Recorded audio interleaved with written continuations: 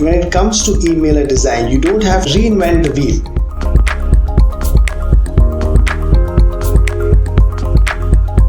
Okay, because in a lot of scenarios, and these are specifically for smaller businesses, right? So, smaller businesses don't have like a very big document when it comes to brand guidelines. If you look at the brand guidelines for a bank or a insurance company, it's really a very exhaustive document, and any kind of communication, digital communication that you do has to follow it. So, in such cases, it is difficult to rely on templates.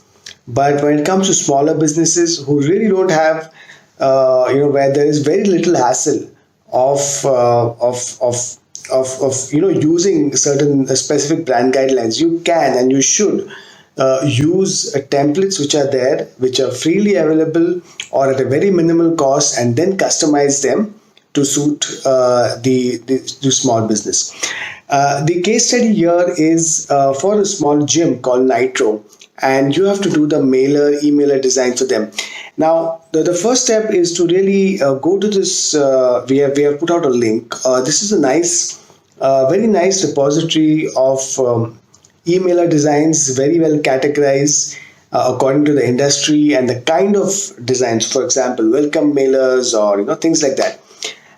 So you have to first use and kind of search and zero down on a couple of options which kind of resemble the colors that are there on the website of Nitrro.